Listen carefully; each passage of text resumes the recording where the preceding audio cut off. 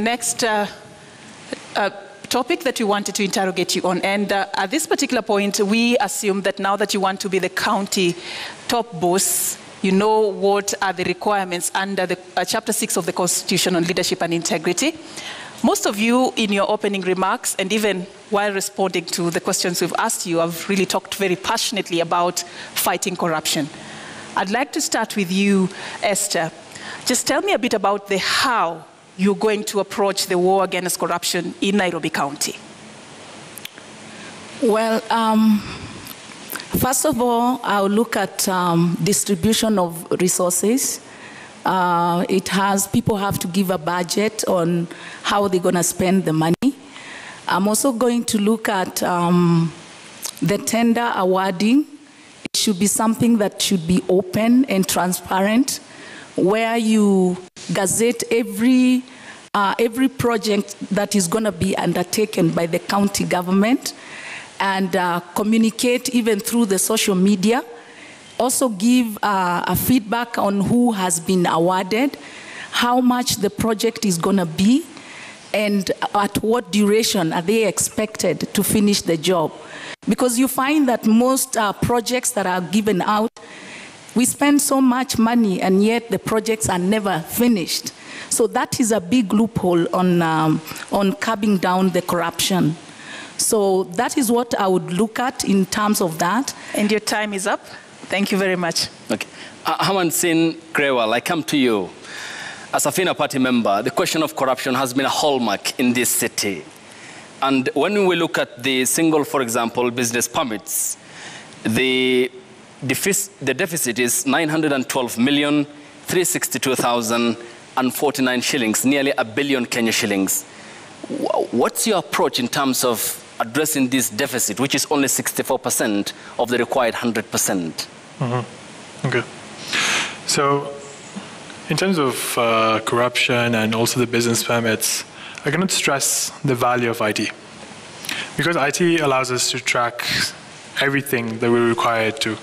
Whether it comes to movement of finance, whether it comes to business permits, we can use geo mapping using Google Maps, and we can track businesses that are currently operating in different areas based on traction and M-Pesa movement. And we can understand that there's a business operating there. But that comes down to investigation. Also, another point I wanted to bring in is if I'm dealing with corruption, I've seen a lot of people are stressed out by KRA investigators.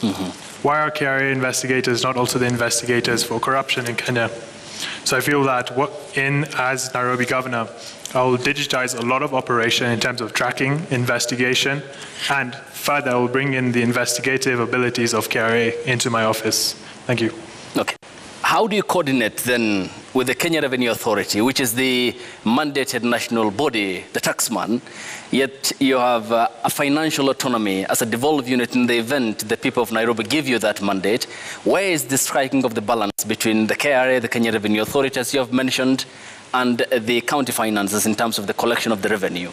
Okay. So the question is based on bringing in KRA investigators in, right? So as a country, we're collaborative. We're one unit. Granted, we have devolution that did take place where we separated the powers of operation. We can still collaborate with different organizations. What we can do is simply have a recruiting process where we can have employees also be transferred from KRA to the Nairobi County to investigate corruption and operation of the state. So that's one of the ideas I had in mind. Also, we don't have to entirely transfer them. Something we can also do is simply borrow them occasionally to conduct certain investigations, to also have proper auditing of operation.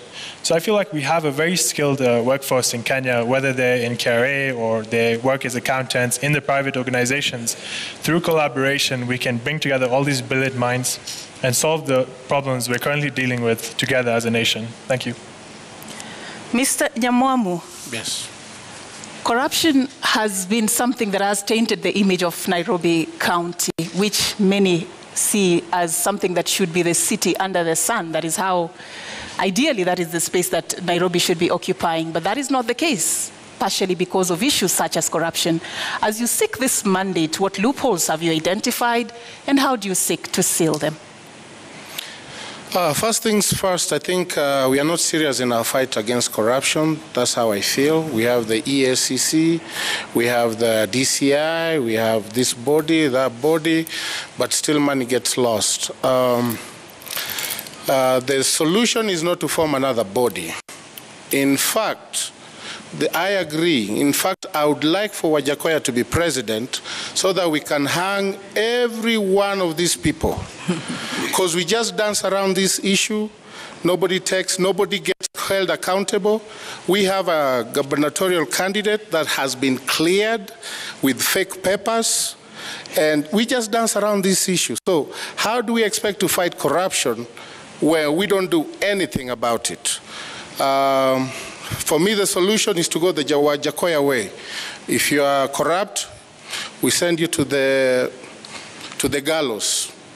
Next man up. You are corrupt, go to the gallows. I think that's the only way we can deal with it. You've talked about a case that is yet to be determined, but I'd let that go because that case is yet to be concluded. Yeah, but we dance around these issues. See, that's the thing. That's the problem. And I also don't see how that relates with the issue of we just dance around corruption. These issues. The EBC or the IEBC said they don't have the mandate. Yet, they send me home because I had a foreign certificate. That guy in a commission that wrote for him his certificate, he couldn't look at my own certificates until he had seen my high school certificate. There is no correlation between a high school certificate and a graduate certificate. But he couldn't look at mine, yet we have a gubernatorial candidate who has been cleared by the same commission.